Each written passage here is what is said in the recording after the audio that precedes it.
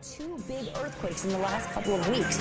One, the one that was just to the southeast of Mexico City, that was a 7.1. But a couple weeks before that, we had the 8.1 earthquake.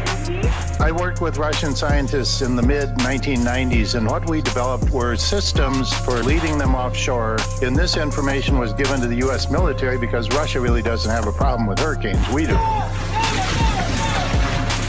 Here we go again, guys. Another man-made, geoengineered storm.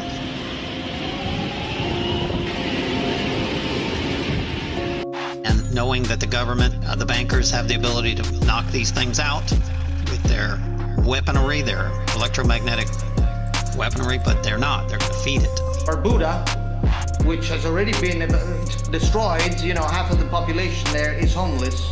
But Barbuda is bracing for Hurricane Jose. They're remotely controlling it with HARP. Hurricane Irma and Jose are basically man-made with this technology that I'm about to show you. Basically, these are frequency weapons, so to speak, or weather modification technology off the west coast of Africa. How actually do they form?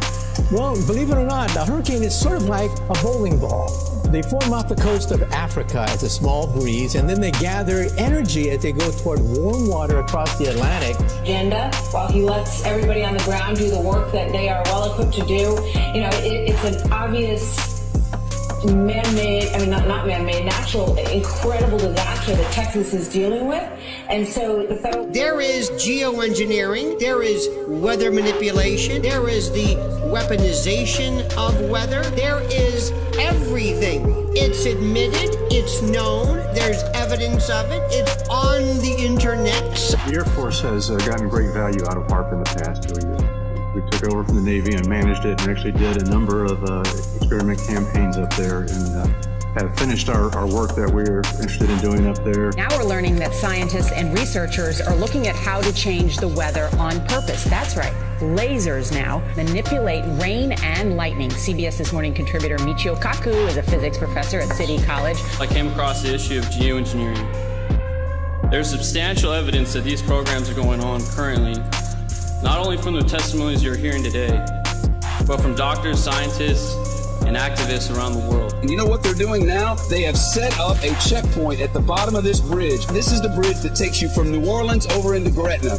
It's the only way out. They've set up a checkpoint, and anyone who walks up out of that city now is turned around. What does Raytheon, big oil companies, Bill Gates, the CIA, and the Jason Group have in common?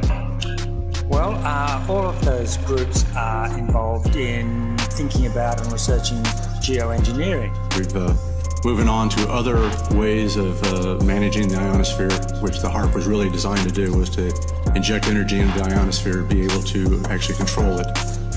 But that work has been completed. Lasers? Really? To change the weather? That's right. Well, as Mark Twain once famously said, everyone complains about the weather, but no one ever does anything about it. U.S. military, we knew that they had militarized this information in the early 2000s.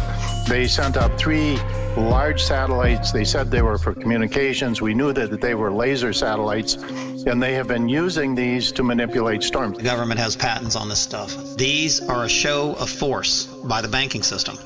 And there's many, many agendas of why they're doing this. The agenda, this is where all the oil rigs are. It's tracing the coastline like a laser beam. We finally have the top scientist, astrophysicist in the world, Michio Kaku, is telling us that yes, these hurricanes are the result of a weather modification program. More islands. You can totally see the same kind of frequencies coming out of these islands, and you can see these frequencies coming out of them because they have this technology there. And then if it comes in just right, it'll get a strike. It'll go into the Gulf of Mexico, get energized by the warm water, or it could be a gutter ball and simply veer off in the wrong direction. You can look out on the horizon, look up in the air and see streaks and trails of what obvious is not water vapor. Well, instead of doing a rain dance, we physicists are firing trillion-watt lasers into the sky to actually precipitate rain clouds and actually bring down lightning bolts. This is potentially a game changer. This is a global issue. quote from the U.S. Air Force document reads, "In 2025, U.S. aerospace forces can own the weather by capitalizing on emerging technologies." You are not allowed to go to Gretna, Louisiana from New Orleans, Louisiana. Look in the face of the baby. This is it. This is it. No sugarcoating, no political spin, no Republicans with Democrats. People suffering. Let them go. Bill Gates, for example, is investing in a number of geoengineering companies and projects. He's backing scientists doing that kind of work. The security state is taking a close interest in it. They're carrying out inquiries. And the way they do this, hurricanes, we first have to dispel this myth that hurricanes are somehow created and maintained by warm water. Totally incorrect. The hurricanes are powered by electrical currents from the ionosphere. Now, I told you when Harvey hit, they were going to raise gas prices. We already have a gas increase already, about 35 cents right now than when it was before the storm.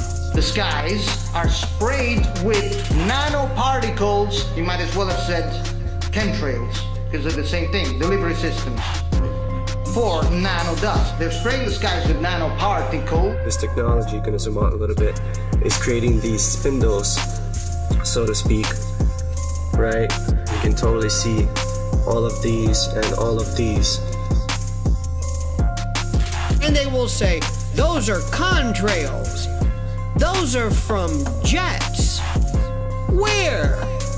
Cross-hatched jets?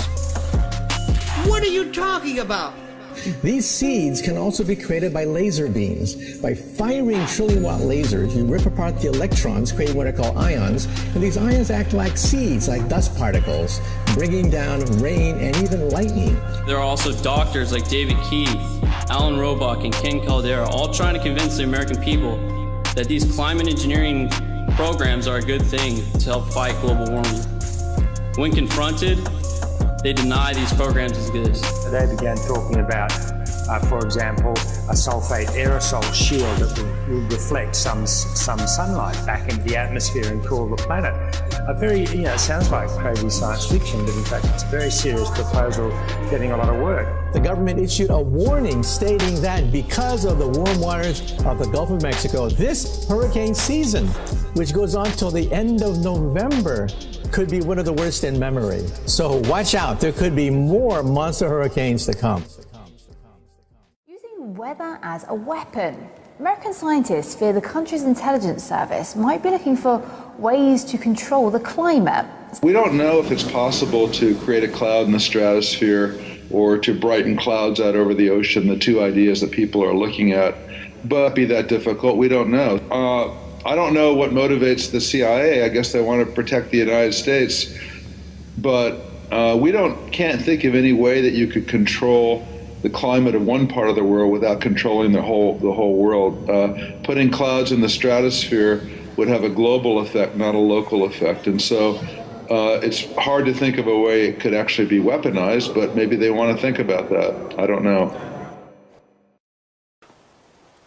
Geoengineering is weather modification on a global scale.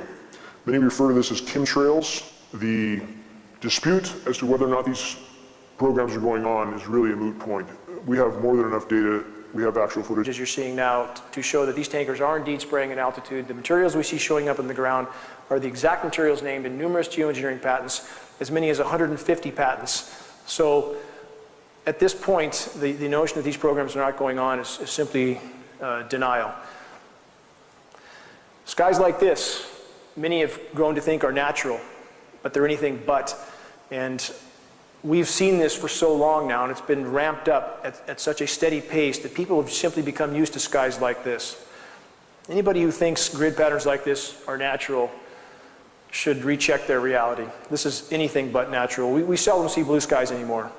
Skies like this have all too often become the norm. Unfortunately, most people don't even look up. I think at times you could start the sky on fire, nobody would notice.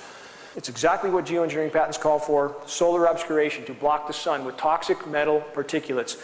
And unfortunately, with geoengineers, they don't seem to take the consequences into account. The planet is like a giant physics lab for them, and they seem to not be able to look outside that bubble. These are This is halos around the sun. We see often as the atmosphere is filled with particulates. It's important to understand just because you don't see trails from horizon to horizon does not mean you're not breathing particulates.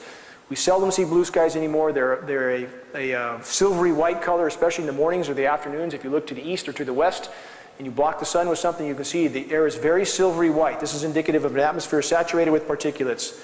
These particulates create drought. This is a very known and not disputed effect of geoengineering. As you saturate the atmosphere with particulates, you diminish rain. People need to get this through their head. This is not about seeding to increase rain. This is about creating artificial clouds, which reduces rain. When you block the sun, you block evaporation. You block light photons, which diminishes the ability for the sun to knock molecules loose and create evaporation. So what we get is protracted drought in some areas and deluge in others, exactly what we have in the continental US right now. Putting the wrench on planet Earth, this is the epitome of human insanity, to think that they could alter and control these very complex natural systems is insanity of the first order.